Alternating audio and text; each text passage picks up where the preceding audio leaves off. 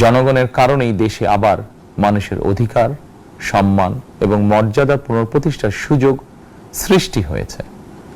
আমি দেশবাসীর উদ্দেশ্যে একটি বার্তা দিয়ে বলতে চাই, মুসলমান, হিন্দু, বৌদ্ধ, খ্রিস্টান তথা দল, মত, ধর্ম, বর্ণ নির্বিশেষে পাহাড়ে কিংবা সমতলে বসবাসকারী এই দেশ আমাদের সবার। প্রতিটি নাগরিকের জন্যই এই দেশকে আমরা একটি নিরাপদ ভূমিতে পরিণত করতে চাই। একটি স্বনির্ভর, নিরাপদ, মানবিক, গণতান্ত্রিক বাংলাদেশ প্রতিষ্ঠাই বিএনপি সরকারের লক্ষ্য। প্রিয় দেশবাসী, ফ্যাসিবাদের সময়কালে দুর্নীতি, দুঃশাসনে পর্যুদস্ত একটি ভঙ্গুর অর্থনীতি, দুর্বল শাসন কাঠামো আর অবনতিশীল আইন শৃঙ্খলা পরিস্থিতির মধ্য দিয়ে নতুন সরকার যাত্রা শুরু করেছে। আইন শৃঙ্খলা পরিস্থিতির উন্নয়ন এবং কঠোরভাবে দুর্নীতি নিয়ন্ত্রণের মাধ্যমে জনগণের মনে শান্তি, নিরাপত্তা ফিরিয়ে আনাই হচ্ছে আমাদের সরকারের প্রধান অগ্রাধিকার। সারা দেশে জুয়া এবং মাদকের বিস্তারকেও বর্তমান সরকার আইন শৃঙ্খলা অবনতির অন্যতম কারণ বলে চিহ্নিত করেছে। সুতরাং জুয়া এবং মাদক নিয়ন্ত্রণে আইন শৃঙ্খলা বাহিনী সব রকমের কঠোর পদক্ষেপ গ্রহণ করছে।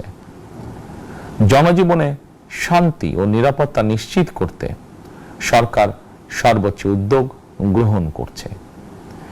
দেশের প্রতিটি সাংবিধানিক এবং সরকারি, বেসরকারি প্রতিষ্ঠান চলবে বিধিবদ্ধ নীতি নিয়মে।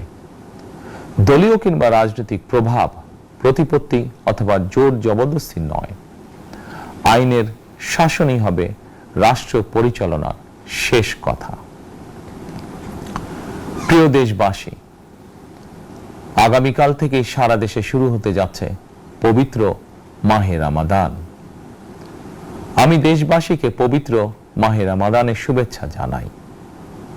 রমাদান আত্মশুদ্ধির মাস। আমরা যদি আত্মশুদ্ধি শব্দটির মর্মার্থ উপলব্ধি করি, তাহলে এই মাসে মানুষের ভোগান্তি বাড়ার কথা নয়। যদিও আমাদের অনেকের মধ্যেই এই মাসটিকে ঘিরে ব্যবসায় অধিক মুনাফা লাভের প্রবণতা লক্ষণীয়।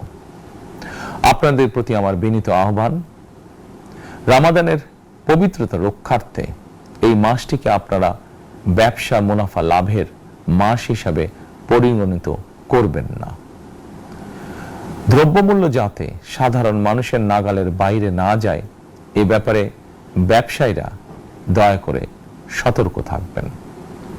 হাজারো প্রাণের বিনিময় একটি মাফিয়া সিন্ডিকেটের পতন ঘটিয়ে রাষ্ট্র এবং সরকারের জনগণের অধিকার প্রতিষ্ঠার অঙ্গীকার নিয়েই আমরা রাষ্ট্র পরিচালনার দায়িত্ব গ্রহণ করেছি। বিএনপি সরকার সকল ক্ষেত্রে অনাচার, অনিয়মের সকল সিন্ডিকেট ভেঙে দিতে বদ্ধপরিকর ইনশাআল্লাহ। ক্ষুদ্র, মাঝারি কিংবা ছোট বড় সকল ব্যবসায়ীদের প্রতি বর্তমান সরকারের দৃষ্টিভঙ্গি সহজ এবং স্পষ্ট। বর্তমান সরকার ব্যবসায়ী এবং ক্রেতা সাধারণ উভয় স্বার্থ রক্ষা করে প্রয়োজনীয় পদক্ষেপ গ্রহণ করতে চায়। সুতরাং সরকারের পক্ষ থেকে কি ধরনের উদ্যোগ গ্রহণ করলে বাজার পরিস্থিতি নিয়ন্ত্রণে থাকবে কিংবা ক্রেতা বিক্রেতা উভয়েরই স্বার্থ রক্ষা হবে, এ ব্যাপারে আপনাদের যে কোনো ধরনের পরামর্শ কিংবা অভিযোগ শুনতে সরকার প্রস্তুত। ক্রেতা বিক্রেতা গ্রহীতা এই সরকার সকলেরই সরকার। এই সরকার আপনাদেরই সরকার। আপনারাই ভোটের মাধ্যমে এই সরকারকে রাষ্ট্র পরিচালনার দায়িত্ব দিয়েছেন। আপনারাই এই সরকারের শক্তি। প্রিয় দেশবাসী, পবিত্র রমাদান মাসে রোজাদারগণ বিশেষ করে ইফতার, তারাবি, সেহরি এই সময়গুলোতে নিরবিচ্ছিন্নভাবে গ্যাস, পানি ও বিদ্যুৎ সরবরাহ পেতে চান। এই বিষয়টি নিশ্চিত করতে এরই মধ্যে আমি সংশ্লিষ্ট কর্তৃপক্ষকে নির্দেশনা দিয়েছি। অপচয় রোধ করে কৃচ্ছ্রতা সাধন প্রতিটি মুসলমানের ইমানি দায়িত্ব। অফিস আদালতে বিনা প্রয়োজনে কিংবা প্রয়োজনের অতিরিক্ত গ্যাস, বিদ্যুৎ, পানি খরচের ব্যাপারে সচেতনতা অবলম্বন করাও ইবাদতেরই অংশ বলেই আমি মনে করি। দেশের সকল সরকারি বেসরকারি কর্মকর্তা কর্মচারী এবং জনসাধারণের প্রতি কৃচ্ছ্রতা সাধনের আহ্বান জানানোর আগে আমি সরকারের মন্ত্রী এবং বিএনপি সংসদ সদস্যদেরকে দিয়েই একটি দৃষ্টান্ত স্থাপন করতে চেয়েছি। বিএনপির সংসদীয় দলের প্রথম সভাতেই আমরা সিদ্ধান্ত নিয়েছি, বিএনপি থেকে নির্বাচিত কোনো সংসদ সদস্য সরকারি সুবিধা নিয়ে ট্যাক্স ফ্রি গাড়ি আমদানি করবেন না এবং প্লট সুবিধাও নেবেন না। আমি আপনাদের সামনে বলেছিলাম, রাষ্ট্র পরিচালনার সুযোগ পেলে বিএনপি সরকার মহানবীর ন্যায়পরায়ণতার আদর্শ অনুসরণ করবে। আমি মনে করি বিএনপির সংসদীয় দলের এই সিদ্ধান্ত ন্যায়পরায়ণতার আদর্শেরই একটি অন্যতম প্রতিফলন। প্রিয় দেশবাসী, বিভাগীয় শহরগুলিতে বিশেষ করে রাজধানী ঢাকায় যানজট অত্যন্ত নিয়ন্ত্রণহীন। হাটে মাঠে ঘাটে, অফিস আদালতে জনগণের ভোগান্তির শেষ নেই। জনজীবনের নানা ক্ষেত্রে জনদুর্ভোগ লাঘব করা না গেলে জনমনে স্বস্তিও ফিরবে না। রাজধানীতে জনসংখ্যার চাপ কমাতে বিকল্প ব্যবস্থা গ্রহণ করা জরুরি হয়ে পড়েছে। মানুষ তার নিজ জেলায় কিংবা নিজের বাসা বাড়িতে থেকেও যাতে সহজভাবে সঠিক সময়ে অফিস, আদালত, ব্যবসা বাণিজ্য করতে পারেন, সেই লক্ষ্যকে সামনে রেখেই সারা দেশে রেল যোগাযোগ ব্যবস্থা ঢেলে সাজানোর উদ্যোগ নেওয়া হচ্ছে। এই পরিকল্পনার অংশ হিসাবে প্রথমেই রেল, নৌ, সড়ক এবং সেতু মন্ত্রণালয়ের কার্যক্রম পুনর্বিন্যাস ও সমন্বয় করা হচ্ছে।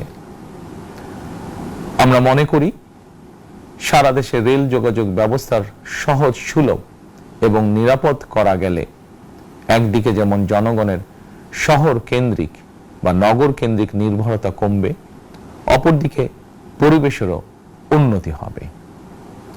প্রিয় দেশবাসী, আমাদের চারপাশে সমস্যার শেষ নেই, তবে সমস্যার পাশাপাশি সম্ভাবনাও কিন্তু কম নয়। আমাদের বৃহৎ জনগোষ্ঠীকে যদি আমরা দক্ষ জনশক্তিতে রূপান্তরিত করতে পারি, তাহলে এই জনসংখ্যাই হবে আমাদের জনসম্পদ। আমরা নিজেদেরকে দক্ষ করে গড়ে তুলতে পারলে শুধু বাংলাদেশই নয়, বিশ্ব বাজারও আমাদের জন্য উন্মুক্ত। তথ্য প্রযুক্তির সিঁড়ি বেয়ে বিশ্ব এখন কৃত্রিম বুদ্ধিমত্তার যুগে প্রবেশ করেছে। প্রযুক্তির এই প্রতিযোগিতামূলক বিশ্বে সম্মান এবং স্বচ্ছতার সঙ্গে টিকে থাকতে হলে আমাদেরকে কোনো না কোনো একটি বিষয় বা কাজে পারদর্শী হতে হবে। দেশের কোটি কোটি শিক্ষার্থী এবং তরুণ যুবশক্তির উদ্দেশ্যে বলতে চাই, মেধায়, জ্ঞানে, বিজ্ঞানে নিজেদেরকে যোগ্য করে গড়ে তোলার জন্য যত রকমের সহযোগিতা দেওয়া যায়, সব রকমের সহযোগিতা দিতে বর্তমান সরকার প্রস্তুত।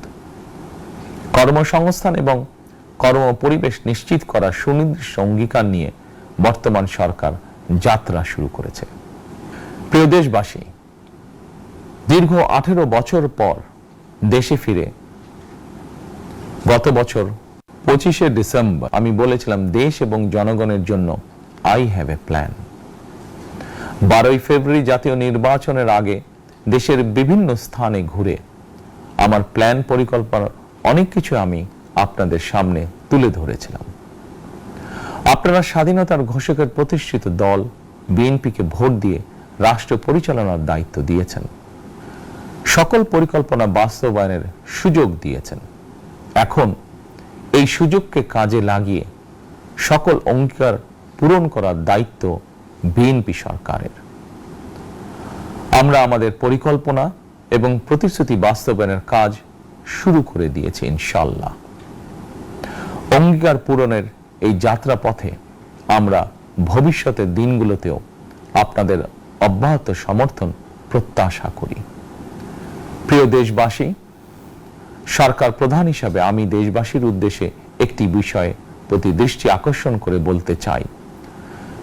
নবগঠিত সরকার গঠনের সুযোগ দিতে যারা বিএনপিকে ভোট দিয়েছেন কিংবা দেননি অথবা কাউকেই ভোট দেননি, এই সরকারের প্রতি আপনাদের সবার সমান অধিকার।